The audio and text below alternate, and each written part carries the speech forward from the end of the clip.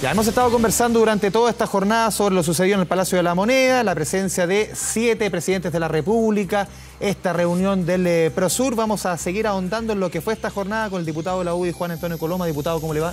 ¿Cómo está? Muchas gracias por la invitación. Ha habido harta discusión, conversación sobre la utilidad del Prosur, sobre la ideología del Prosur. ¿Cómo lo ve? Dos cosas. Primero, después de 5 años, lograron los presidentes de América del Sur volver a reunirse. Eso ya es un logro. Habían 7 presidentes, representantes de los otros países, pero 7 presidentes se reunieron para poder hablar de la problemática que ocurre en América del Sur, tal como recién lo decía el canciller Ampuero. Eso ya es un avance. Segundo, para participar en el Prosur se piden cosas básicas, que es el respeto a la democracia, el respeto a los derechos humanos. Y quien crea que por esas cláusulas son cláusulas ideológicas, creo que simplemente no está entendiendo el sentido final de la conversación que se quiere dar al interior del Prosur.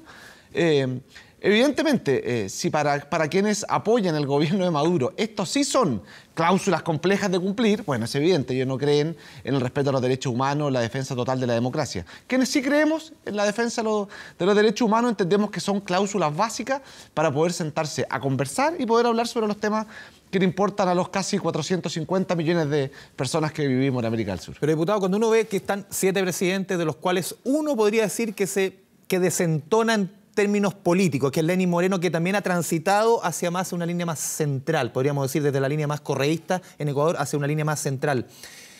Por eso muchos critican que son prácticamente presidentes de un mismo color. Por eso se critica que es una reunión, no sé si ideológica, pero por cuestiones políticas efímeras, podrían decir. A ver, que la gran mayoría de los presidentes de América del Sur tengan un pensamiento político, eso es un hecho evidente. Pero no por eso se juntan para poder conversar sobre política de derecha.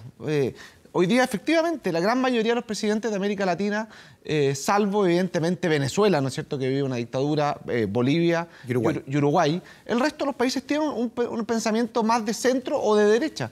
Y es evidente que si uno lo hubiese reunido a los 10, igualmente hubiese habido mayoría de presidentes de derecha. Por lo tanto, creo que eso es un argumento que se cae cuando uno analiza simplemente el mapa hoy día de quiénes son presidente de América del Sur. Pero aquí a mí lo que me parece fundamental destacar es que durante 5 años abarcó el total del periodo la expresidenta Bachelet, por ejemplo. No hubo reunión de los presidentes de América del Sur. Durante los últimos 2 años no hubo secretario general de UNASUR. Ya lo dijo recién el canciller Ampuero. Solamente en edificios entre Cochabamba y Ecuador se gastaron 121 millones de dólares. Bueno, eso es parte de lo que hay que entender que es una forma de hacer política que se fue acabando y que hoy día necesitamos de tener capacidad de un diálogo multilateral que permita reunirse en forma más flexible, más dinámica, que permita avanzar en las resoluciones de fondo, no quedarnos quizás en la construcción de los grandes edificios o en la contratación de muchos operadores políticos. Diputado, en algún minuto UNASUR tuvo que haber tenido una utilidad. En el fondo se lo digo porque también participó el presidente Piñera en alguna reunión en su primer mandato de UNASUR, que fuese tornando, como ustedes critican, a cuestiones más ideológicas, pero en un principio, por ejemplo, tuvo apariciones, tuvo participaciones, por ejemplo, en crisis en Bolivia, que fueron bien sustanciales. Sirvió. UNASUR sirvió, eso es un hecho de la causa.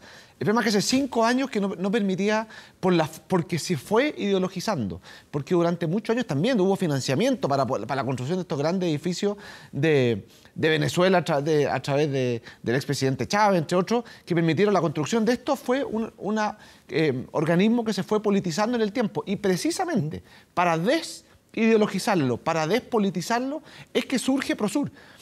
Uno escuchó durante meses que la reunión de hoy iba a ser un fracaso, que no iba a venir nadie, que no iba a llegar a ningún puerto. Y ahora que llega a puerto, ahora que... Así como hace meses se organizó hace poco también el Prosur. Bueno, por eso, pero desde que se anunció la creación del Prosur, lo primero, los agoreros del pesimismo decían que iba a ser un fracaso, que no iba a decir nadie, que no iba a venir nadie. Ahora dicen que por qué no ocupamos otra infraestructura. Yo siento que aquí lo que hay es poder entender que América del Sur está cambiando y necesita también de liderazgos más flexibles, más cómodos, que se puedan adaptar a los tiempos y que simplemente permita a los presidentes de América del Sur juntarse a conversar sobre las temáticas que hoy día atañen a la gente que vive en nuestro continente. Ese es el eje.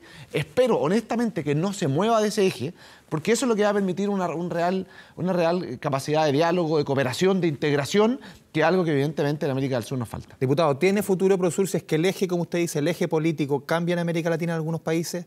¿Podría tener que vengan menos países o que se debilite derechamente Prosur si es que en algunos países dejen derechamente de gobernar partidos o gobiernos más centrados a la derecha? No, al revés.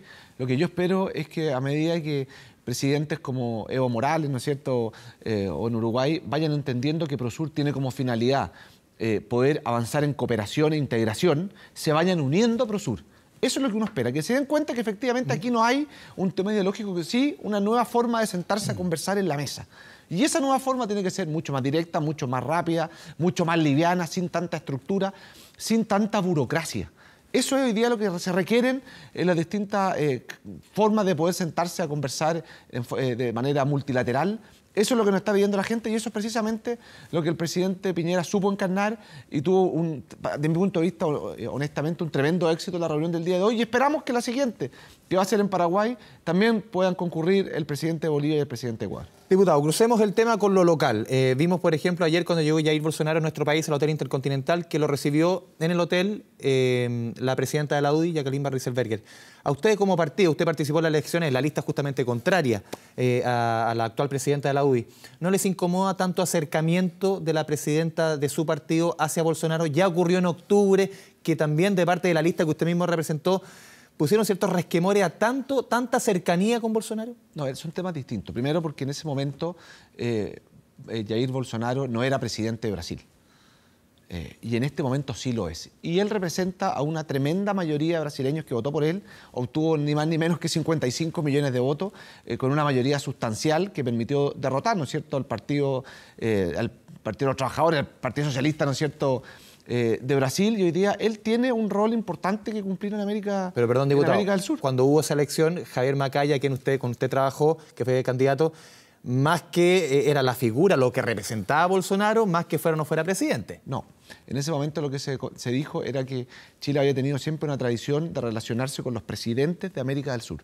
Y en ese momento había elecciones internas. Esa fue una diferencia que nosotros tuvimos, pero que honestamente yo la doy por superada.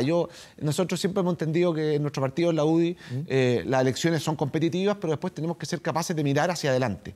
Y ese mirar hacia adelante, yo digo honestamente, y impacta un poco también lo que ha ocurrido con el presidente del Senado y el presidente de la Cámara de Diputados, que se hayan restado a juntarse con el presidente del país de América del Sur, que Chile tiene mayor nivel de relación comercial. Hay diputados incluso de Chile Vamos que han dicho que ellos tampoco irían, por ejemplo, Sebastián Torrealba. Creo que es un tremendo error en no entender. Creo que es un tremendo error, creo que no entender la forma en la cual se tienen que llevar por parte de un país las políticas internacionales, las relaciones exteriores. Creo que hay un error profundo de no entender las consecuencias que estos actos traen. Y creo que además se tienden a ver por parte de la opinión pública también como parte de pequeñas pataletas. Yo siento que lo que hay aquí es una pequeña pataleta, quizá del senador Quintana uno lo espera. Él no es ni más ni menos que el ideólogo de la retroexcavadora. Me sorprendió más. De Iván Flores. De Iván Flores. Y creo que además es un hecho político que es complejo, que es quizá una forma de ceder a las presiones del Frente Amplio. Es quizá la primera prueba de fuego que tuvo como presidente de la Cámara de Diputados, y yo siento que terminó cediendo más a las presiones del Frente Amplio que una lógica de poder contribuir a las relaciones exteriores de nuestro país. Diputado Juan Antonio Coloma, muchas gracias por esta conversación con Canal 24 Horas. Que esté muy bien, muchas gracias a ti.